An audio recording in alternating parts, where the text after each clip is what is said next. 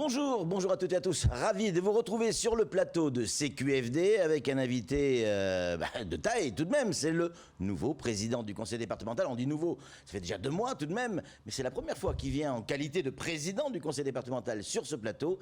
Il est avec nous, monsieur le président Benissa. Bonjour.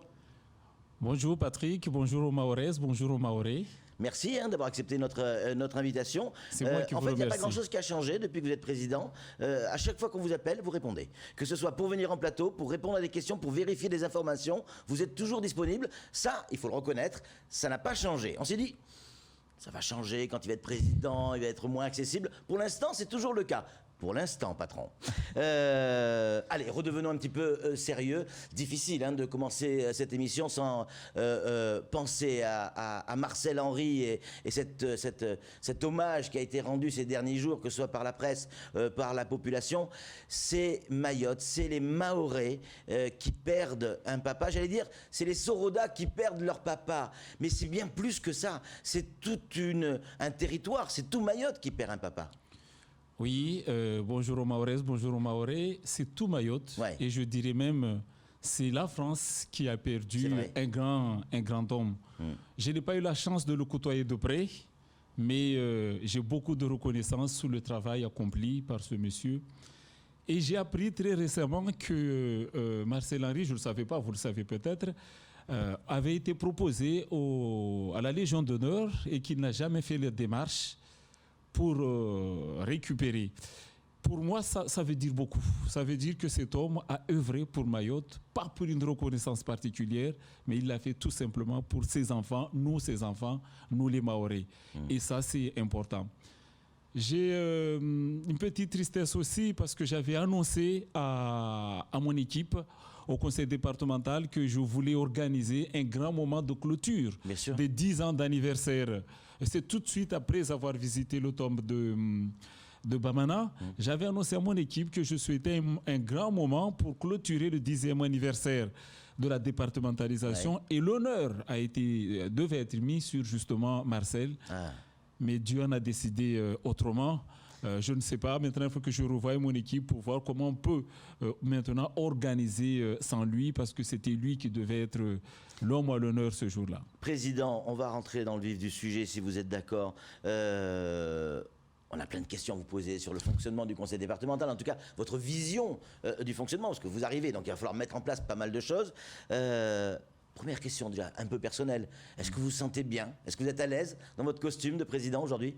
Oui, je suis à l'aise. C'est tout un parcours. Ouais. Je ne suis pas arrivé par hasard. C'est une expérience.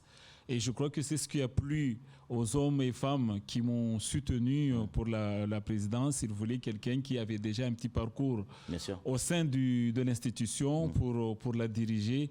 Et je remercie tous les Mahorais pour leur soutien et j'exprime encore ma reconnaissance et ma gratitude. À quel moment, c'est très intime ce que je vais vous poser comme question, mais à quel moment vous avez compris, vous vous êtes dit, nom d'une pipe, ça y est, je vais devenir président? À quel moment vous vous êtes dit ça? Et qu'est-ce qui s'est passé dans votre tête à ce moment-là? Parce que on connaît tous plus ou moins l'histoire, c'était pas forcément ce qui était prévu. Et à un moment donné, il y a un déclic qui se fait, vous allez devenir président. C'était quand et qu'est-ce que vous avez ressenti? Vous savez, on a vécu toutes les émotions pendant ces 4 jours qui nous ont menés à l'élection de la présidence. Mais je crois que pour moi, j'ai toujours cru, mais ça s'est affirmé, affiché seulement mercredi soir, dans les coups de 22h, 23h. Et c'est beaucoup de sentiments, d'abord un peu de fierté. Mais comme je suis quelqu'un qui a le souci de la réussite, il y a eu un moment un peu de peur, de crainte en se disant... Mais vous avez reçu un coup de fil, donc. Vous avez reçu un coup de fil qui vous dit « Ben, tu vas être président ». C'est comme ça que ça s'est passé? Non, mais quand la majorité s'est constituée, parce que c'est constitué assez tardivement. Donc à 22h, quand les 14 élus étaient effectivement physiquement présents, c'est là où on se dit, bon, on y va. Mais comme je le dis, j'ai un souci de réussite, j'ai envie que ça marche. Donc, à ces moments-là, on se pose aussi des questions en se disant, bon, maintenant on y est, il faut être à la hauteur. Président, votre cabinet, à quoi est-ce qu'il va ressembler? Alors, on sait déjà que vous avez un directeur de cabinet qui est bien connu sur ce plateau à Mayotte, c'est Zaïdou Tavandaï. Mais qu'en est-il du chef de cabinet, du DGS? On sait que ça avait fait plus ou moins polémique sous l'ancienne mandature, celle de Soba Hadine. C'est pour ça qu'on s'intéresse à votre cabinet. Vous savez, le cabinet, il est déjà constitué, même si tout le monde n'est pas là. Ouais. La règle, c'est je peux aller jusqu'au 5. Les 5 noms sont déjà connus des membres de cabinet et de cette majorité-là. Et vous allez nous les dire aujourd'hui. Certains sont contraints à des préavis au niveau de leur fonction. Ouais. Mais j'ai voulu composer avec une partie politique, Zaïdou, ouais, et une partie purement administrative, technique. Technique, oui. Donc j'ai quelqu'un qui a une bonne expérience du parti social, ouais, qui arrive, qui connaît bien ce milieu-là, parce que j'ai envie, encore une fois, que les deux compétences du département puissent être ressenties aussi jusqu'au niveau du cabinet. Donc, je veux avoir quelqu'un compétent sur toute la branche départementale, le social. Ça, ce sera le chef de cab? Ça, ce sera le chef de cabinet, okay, qui va arriver. Mais j'ai aussi un conseiller technique bien connu sur le territoire. Lui, je peux lui donner son nom parce qu'il va commencer très prochainement. Il s'appelle Mohamed Elhad. Ah oui. Qui a eu beaucoup d'expérience, qui a travaillé pendant plusieurs années à la préfecture au SGAR, ouais, qui était chargé des finances des collectivités, qui était au MOM, ouais, aussi récemment, là aussi sur le suivi des dossiers. Donc là encore des compétences autour de vous, hein, de vraies compétences en tout cas. Donc qui a travaillé au MOM, mais qui a aussi été syndicaliste dans une autre vie, donc qui va pouvoir aussi m'aider. Mais j'ai tenu à avoir ce profil-là, quelqu'un qui connaît la territoriale, mais qui connaît aussi un peu le corps étatique, son expérience au niveau du SGAR, du ministère des Outre-mer, fait que voilà, il nous apportera. Donc énormément. Le chef de cab, on ne le connaîtra pas aujourd'hui? Le chef de cab, on ne le connaîtra pas aujourd'hui, mais je le dis. Je vous donne juste une piste. Oui. C'est quelqu'un qui occupe une grande fonction aujourd'hui dans le milieu de social, donc qui va arriver très prochainement au conseil départemental. Il est tenu par un préavis, mais il va arriver. Plus Mohamed Elhad qui vont arriver très prochainement. Donc d'ici fin septembre, normalement. Le DGS, est-ce que vous avez déjà une idée de qui ce sera? Pas encore. Le DGS, vous êtes en période de recrutement?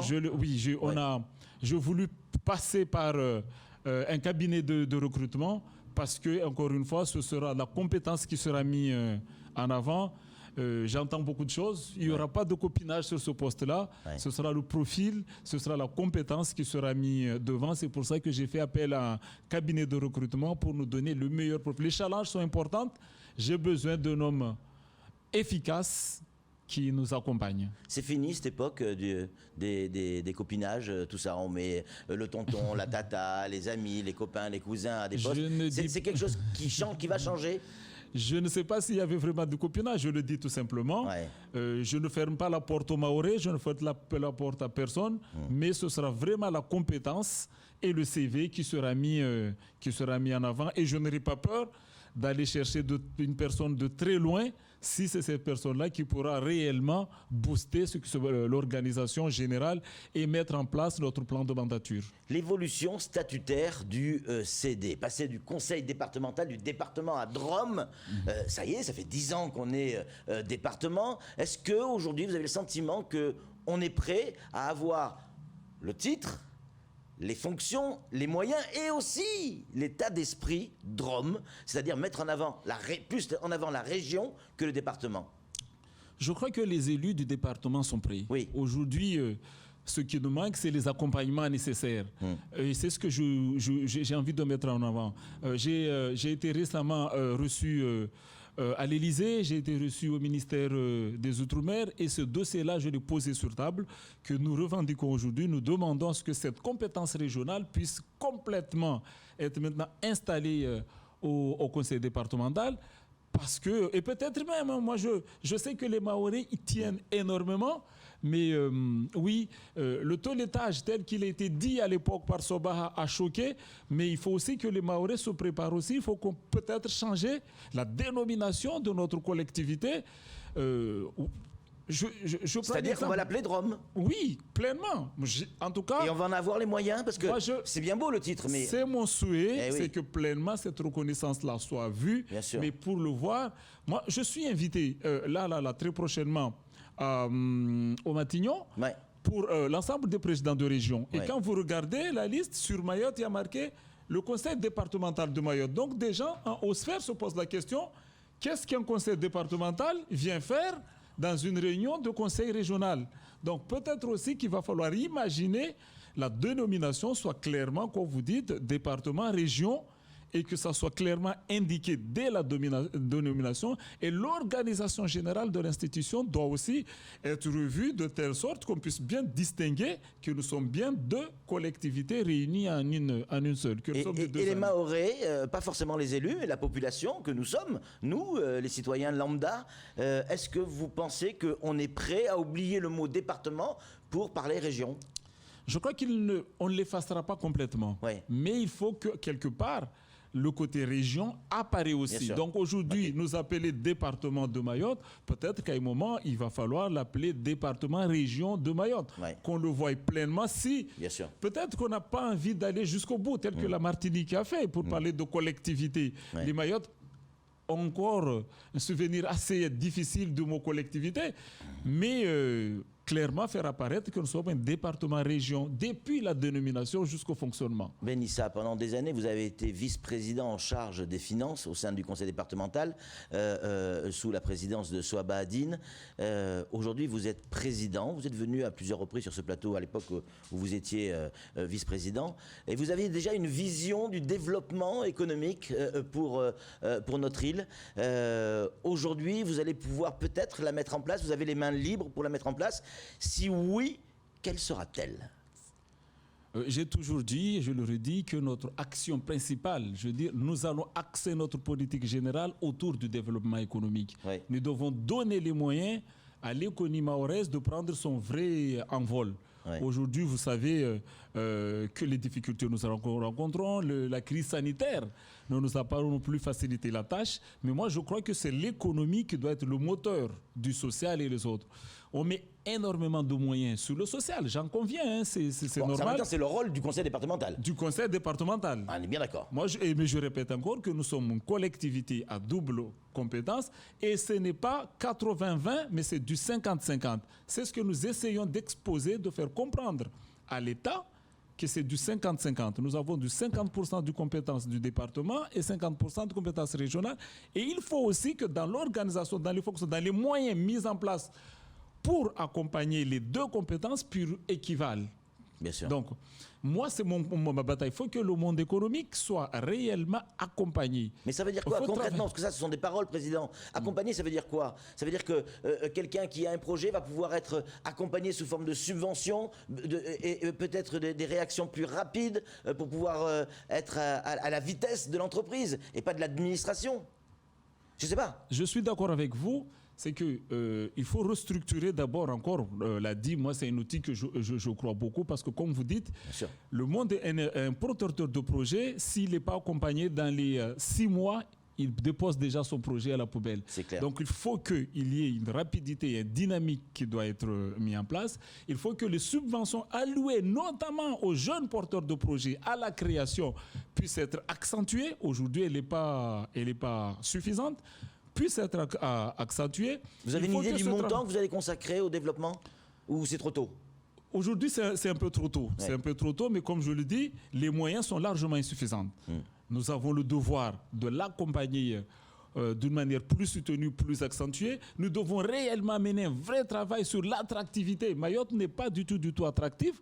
Et là aussi, nous allons demander à la DIM de développer son action autour de l'attractivité de Mayotte, de la manière où on communique Mayotte, parce qu'il y a eu beaucoup de communication négative. Il faut qu'on arrive à communiquer positif sur Mayotte pour que Mayotte puisse réellement attirer les investisseurs ici chez nous. Vous étiez venu sur ce plateau, on avait parlé de la situation financière du conseil départemental.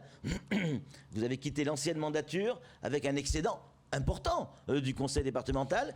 Aujourd'hui, vous êtes président. J'imagine que l'excédent, c'est le même. Il n'a pas changé en quelques mois. Est-ce que vous allez vous servir de cet excédent pour le développement économique? Qu'est-ce qu'on va faire de cet argent, Président? D'abord, il faudrait que je le dise, c'est que le budget 2021, il a été déjà tracé. L'excédent prévu pour l'année 2021 a été déjà réinjecté sur notre budget investissement. C'est dans l'organisation de notre budget 2022 qu'on va accentuer effectivement la part de l'économie sur le budget global.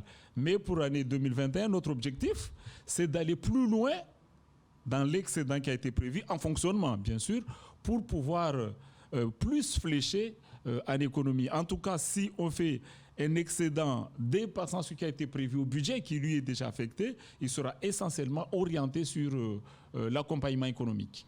J'aimerais qu'on revienne, si vous êtes d'accord, sur le tourisme. Et Dieu sait que c'est important. Mayotte, tout le monde en parle, tout le monde le dit, mais on n'a pas le sentiment que les choses bougent. Et puis voilà, que le CDTM change de nom. Est-ce que c'est juste un changement de nom ou c'est un changement politique?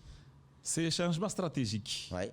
D'abord, nous avons les offices de tourisme que nous connaissons dans les différentes intercos qui, eux, vont faire la place de la promotion et l'agence va plus travailler sur la stratégie touristique ici et les orientations qui doivent être déployées autour du tourisme ici à Mayotte, en adéquation avec le conseil départemental. Donc nous avons mis une femme dynamique dessus, Madame Zaouna Kisaindou, qui va pouvoir là aussi impulser.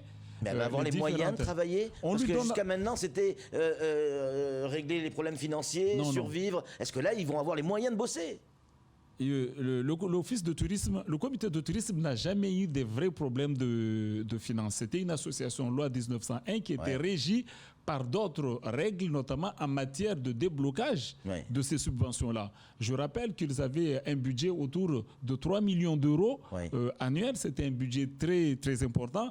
Mais du fait que c'était une association loi 1901, on ne pouvait débloquer la subvention de l'année N sans avoir quelque peu justifié l'année N-1 qui demandait d'abord la validation d'un expert comptable, d'un commissaire aux comptes, qui fait qu'il vivait un cercle vicieux qui rendait très compliqué.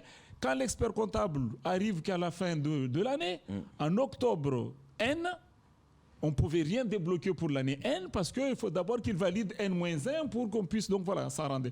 Aujourd'hui, en créant l'agence, la fluidité va être plus soutenue puisqu'on ne va pas être sur le même régi par les mêmes règles et on va pouvoir plus les accompagner et parce qu'il faut avoir un comptable qui va pouvoir suivre plus rapidement. Et puis bon, c'est aussi, on va, en termes d'effectifs, on va leur demander de plus recruter des cadres qui sont capables de mettre ces orientations-là. Aujourd'hui, ils faisaient jusqu'à des brigades nature, tout ça, qui vont partir. J'aimerais qu'on parle un petit peu mobilité avec vous, Président. Alors, dans la mobilité, on va intégrer plein de choses. Ce fameux marché du transport interurbain, on a l'impression qu'on n'en verra jamais la fin. En quelques mots, sans rentrer dans les détails, on en est où à ce jour? D'abord, Patrick, je voudrais dire que cette année, nous sommes assez satisfaits de la rentrée scolaire. Même si tout n'est pas parfait, il y a des choses à améliorer et que j'ai quelques retours.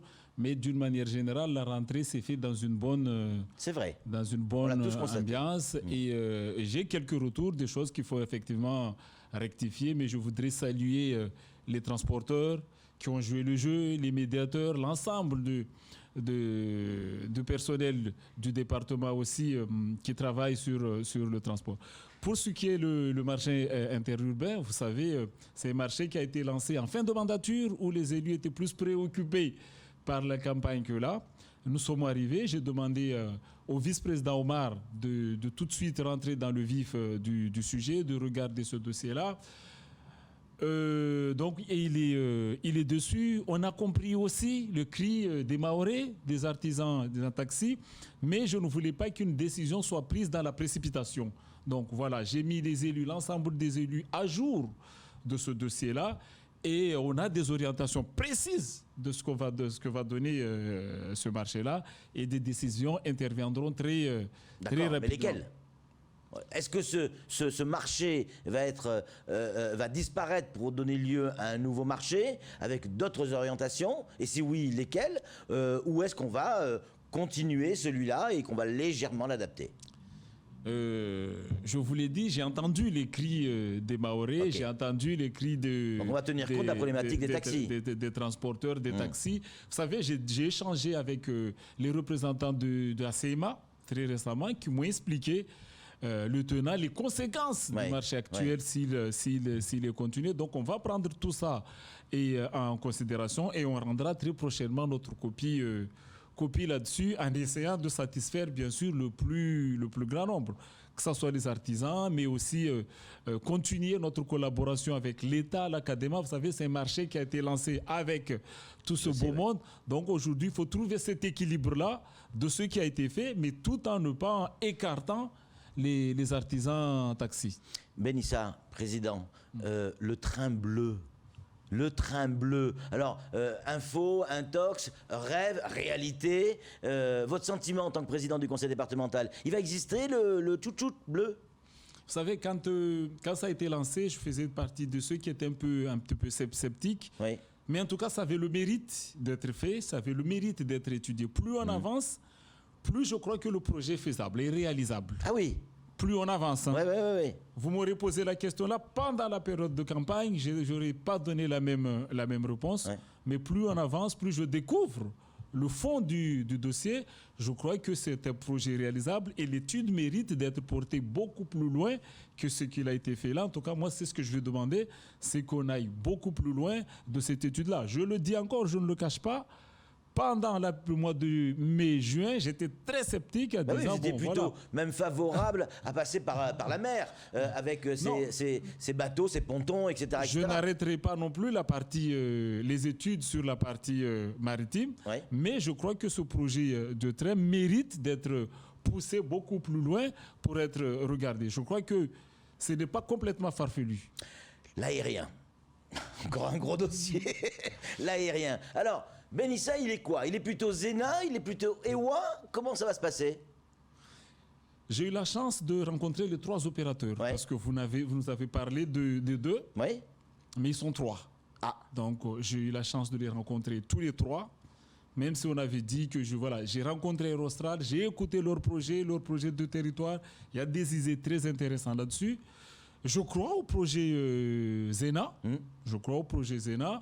Je crois qu'il faut qu'il soit encore plus appuyé techniquement, parce que moi je leur expliquais qu'est-ce qui clochait dans leur dossier. Je crois qu'on a un bon échange. Il a compris les attentes des élus sur son dossier. C'est la crédibilité, mais aux yeux de tout le monde, que ce soit technique, financière. Donc il a compris complètement les attentes. On doit se retrouver très rapidement. Mais il y a aussi le projet Amélia. C'est Amélia Omalia qui est là. Je les ai rencontrés aussi. Ils ont demandé à me voir. On a étudié leur dossier, on a vu leur projet.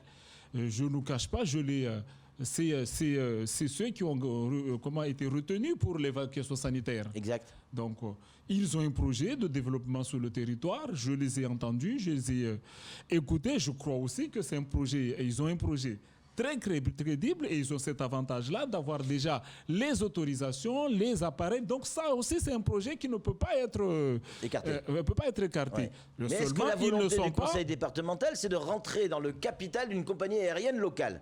Déjà, la question simple. Est-ce que oui ou non, le conseil départemental a la vocation ou a la volonté de rentrer dans le capital d'une compagnie aérienne? Que ce soit Zena, que ce soit Ewa, que ce soit la 3e ou d'autres encore.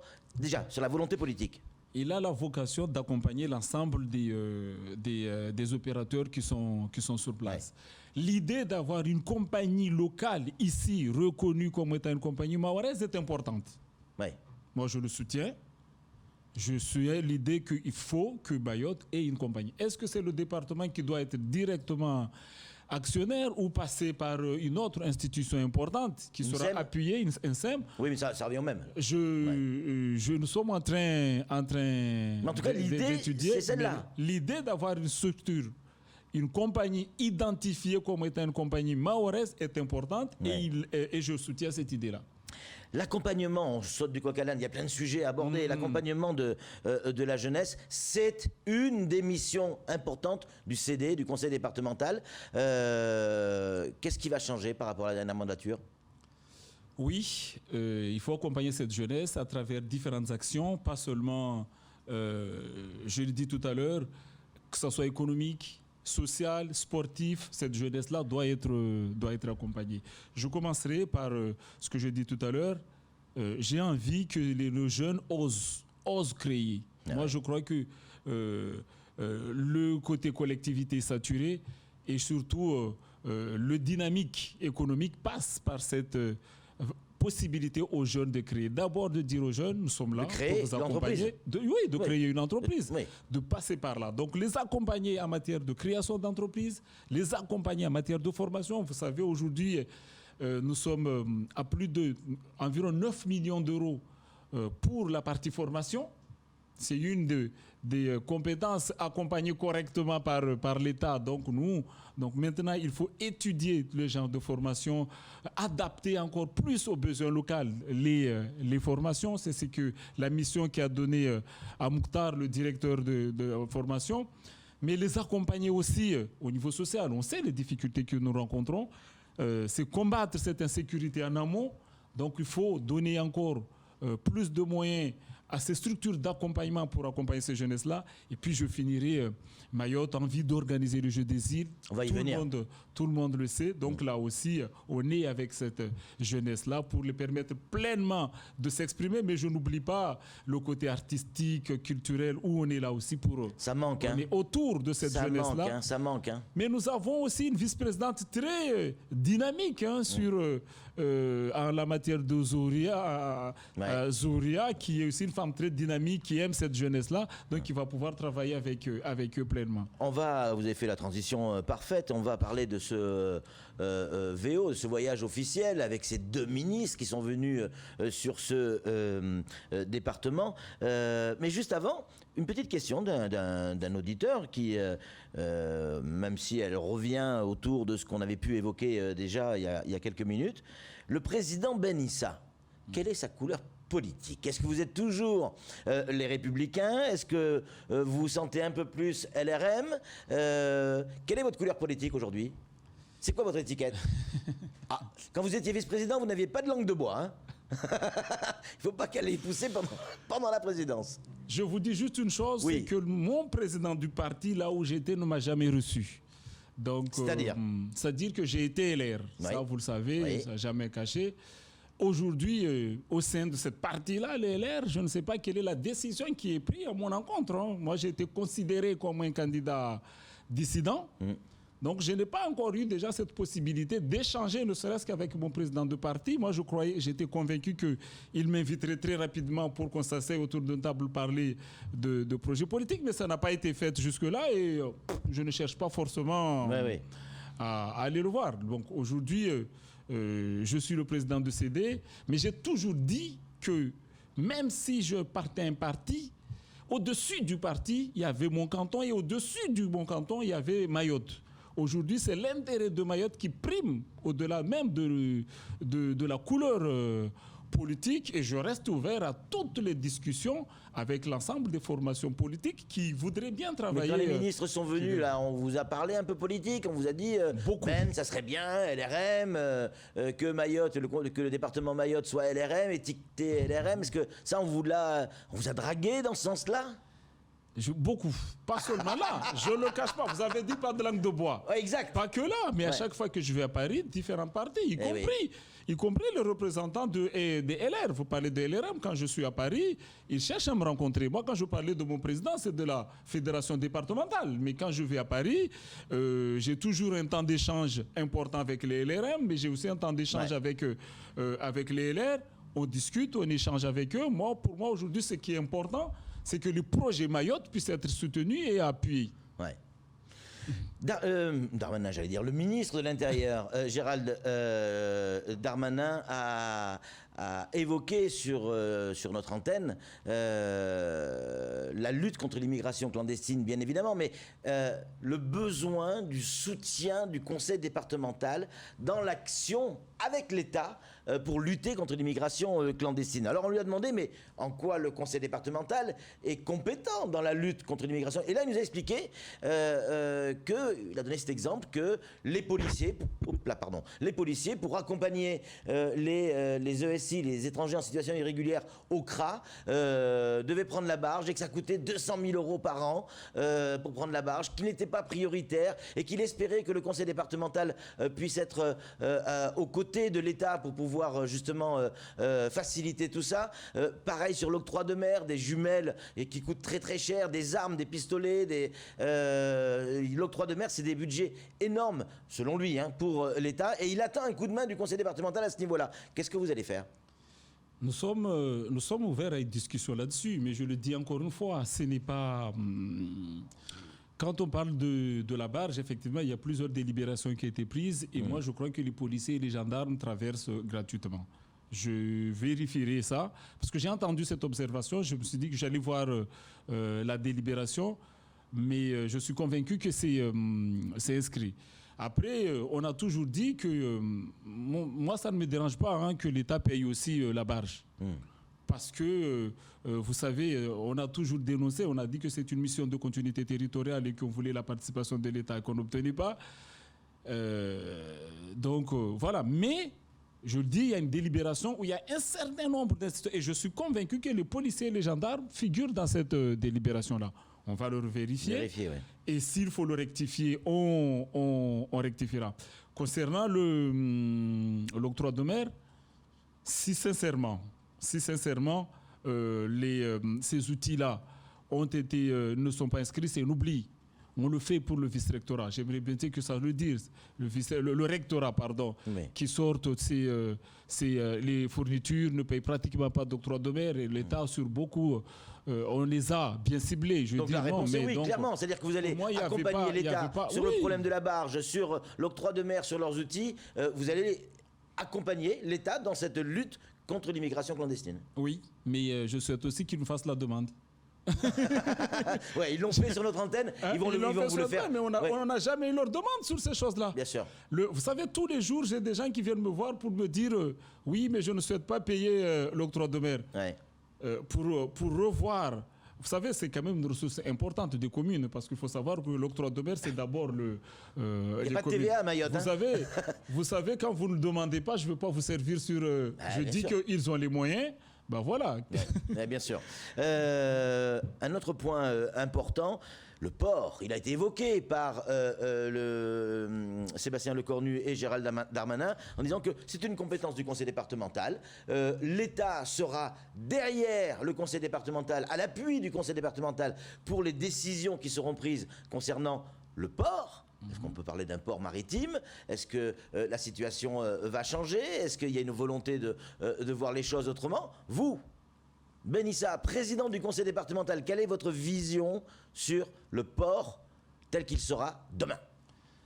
Le port de Mayotte doit être optimisé d'une manière opérationnelle. Aujourd'hui, il y a beaucoup à faire. Vous savez que nous sommes placés au centre du canal de Mozambique avec des projets importants qui sont mis en place. Oui, et qui sont un peu en stand-by à cause du terrorisme. Oui, je suis d'accord, mais aujourd'hui, ça arrivera. Le port de Mayotte est de moins en moins attractif parce que tout simplement, le temps d'attente est souvent, de stationnement des bateaux sont importants, donc le temps est important. Et des fois, il y a l'embouteillage là-dessus. Donc, tout ça fait qu'effectivement, il faut un développement plus important du port. Nous sommes en train de faire les travaux sur le quai numéro 1, c'est connu. Oui.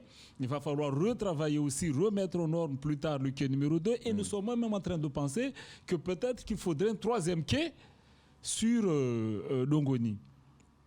Tout ça fait qu'effectivement, nous réfléchissons à plusieurs possibilités et nous ne fermons pas non plus la possibilité de classer ce port-là en grand port maritime. Ce n'est pas encore décidé, c'est une orientation, nous allons nous faire accompagner.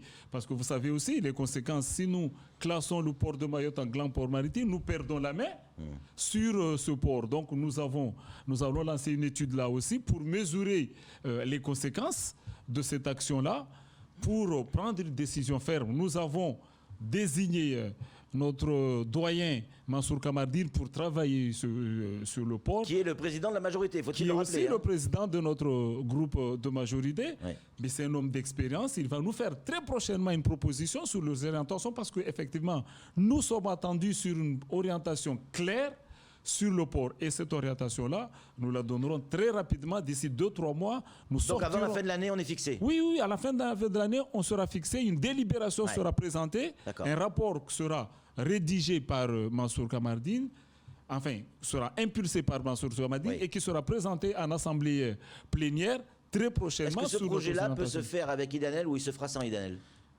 Écoutez, nous donnerons notre orientation, mais nous ne fixerons pas forcément un délai. Je veux dire, on a un DSP qui court jusqu'en 2027 et que nous devrons aussi prendre en considération, 2028 je crois, prendre en considération ce délai-là. Et quelle que soit la décision que nous prendrons, nous allons aussi définir la date de mise en application de la décision. Est-ce qu'il sera appliqué seulement en 2028 ou avant? Si on l'applique avant, quelles en seront les conséquences financières, c'est-à-dire les indemniser? Exactement. Donc nous sommes en train d'étudier ça.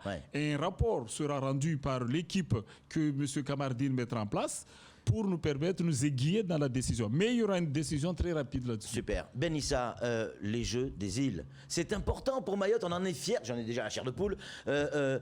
Il doit y avoir une convention qui doit être signée entre le département et l'État pour qu'on puisse mettre en place ces Jeux des îles avec les constructions qui vont bien. On en est où? Très rapidement, on en est où de ce dossier?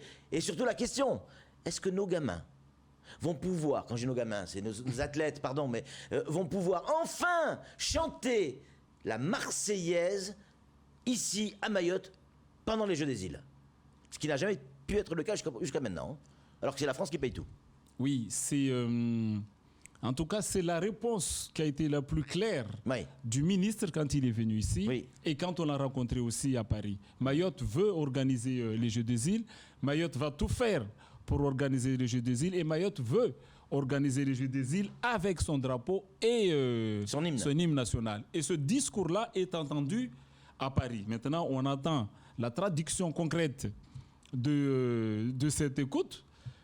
Mais en tout cas, ils nous ont rassurés, qu'ils nous ont accompagnés là-dessus et qu'il n'est pas question d'organiser des Jeux des îles ici à Mayotte sans l'hymne national et sans drapeau. Le ministre a été clair là-dessus et je crois ce qu'il a dit à ce niveau-là. Donc en clair, s'il y a les Jeux des îles à Mayotte, il y aura le drapeau français et la Marseillaise. Sinon, il n'y aura pas. C'est l'assurance que M. Le Cornu nous a donnée. Et moi, je crois ce qu'il a dit et de toute façon, je ne lâcherai pas. Et je le dis si clair pour que tous les Mahorais sachent qu'il nous a donné cette assurance-là et on attend l'application de cette orientation. Convergence des droits sociaux. Sébastien Lecornu a annoncé 2031. Est-ce que c'est normal, Ben Issa? Est-ce que c'est normal, Monsieur le Président, qu'il y a des gens ici à Mayotte qui vont pouvoir avoir une retraite pleine, j'allais dire presque normale, qu'à partir de 2031? Et en attendant, qu'est-ce qui se passe avec nos cocos? Ce n'est toujours pas suffisant et on l'a clairement exprimé. Est-ce que le conseil départemental va pour les accompagner, ces gens-là? Nous, on demande à l'État de nous accompagner à ce niveau-là. Il nous a annoncé la date de 2031 et tout de suite, on lui a clairement exprimé notre désaccord à ce niveau-là. Nous demandons que les choses puissent se faire rapidement et très rapidement. Avant la fin de cette mandature, il faudrait qu'il y ait un alignement avec le droit commun. Donc, oui, en même temps, ça va être pénalisant pour les entreprises. Hein. Mais attention, il va falloir les payer, ces charges. Oui, je suis d'accord avec vous, mais c'est pour ça que je dis que nous demandons les accompagnements nécessaires pour mettre en place. Je parle de tous les minima sociaux, pas seulement la retraite. Je parle aussi pour la population la plus fragile qui doit être accompagnée. Et là, nous sommes très, très en retard. Ben Issa, on parle santé un petit peu, parce qu'il est déjà 54, il faut qu'on aille vite. L'hôpital, il va y avoir un nouvel hôpital en Grande Terre. Est-ce que vous pouvez nous dire où? Pas le mot où, hein. C'est où est-ce qu'il va être?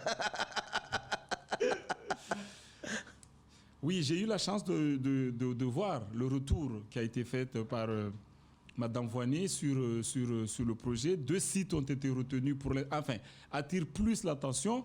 Excusez-moi, je vous coupe, mais on vient d'avoir un message. La retraite complète, c'est 2077 et non 2031. Donc c'est encore plus loin que ça. C'est un message de Mansour Kamardine qui nous écoute et qu'on salue, et bien évidemment. Donc je disais, on a vu le retour, effectivement. Bon, il y a plusieurs sites qui sont aujourd'hui envisagés, d'autres qui ont spécialement attiré l'attention. Je crois qu'il y a un site à Kombani, un autre plutôt du côté du canton de Sada, qui sont à travailler. Mais on a aussi, là, on a entendu le discours des ministres qui vont effectivement faire en sorte que pour que ce deuxième hôpital puisse être construit dans les plus brefs délais. Nous, on est derrière pour appuyer. Je crois qu'il y a un très beau site à Kombani. En plus, c'est le canton du président. Donc, ce serait plutôt Kombani. C'est ça, ce serait plutôt Kombani. En tout cas, j'appelle. Je crois que c'est le site le plus cohérent de Kombani et qui coûterait moins cher, surtout qu'il demande au département de faire des travaux très importants, notamment des travaux routiers importants, et ça coûterait moins cher si c'est installé à Kombani, puis c'est le centre, comme vous dites. Dernier point, une petite question, on se l'est tous posé, alors ça a fait polémique, on en a parlé, toujours dans le cadre de l'arrivée des ministres. Quand les ministres sont arrivés, je n'avais jamais vu ça à Mayotte, ou très rarement.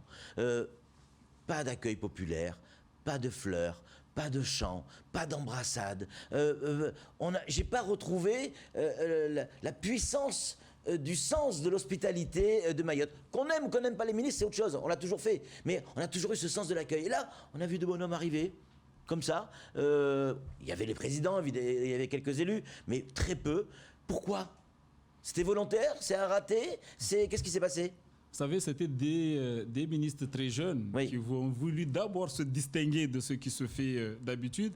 Et puis, surtout, ils voulaient s'inscrire pleinement sur le contexte sanitaire actuel. Donc, vous avez un protocole qu'ils avaient mis. Il y a ça aussi, bien sûr. Ils avaient mis un protocole très resserré autour d'eux. Moi, j'ai vu aussi des élus du conseil départemental qui étaient très tristes de ne pas pouvoir faire l'accueil directement à l'aéroport. Moi, j'avais moi-même organisé un accueil populaire dans mon canton à M'Tsangamouji. J'avais déjà mobilisé la population de M'Tsangamouji pour l'accueil du ministre et qui finalement a été annulé. Bon, ils ont voulu quelque chose de très sobre.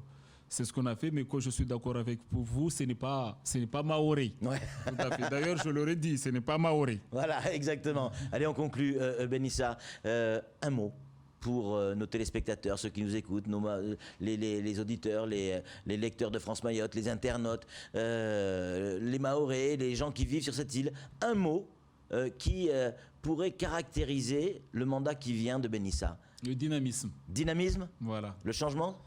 Le dynamisme. Le dynamisme. Le changement, c'est pas maintenant. Hein? On y est. Moi, si je prends le changement, c'est peut-être, voilà, on y est déjà depuis 2 mois. Le dynamisme. C'est le dynamisme. En tout cas, merci 1000 fois d'être venu sur ce plateau, d'avoir accepté. C'était un plaisir. De vous m'invitez quand vous voulez.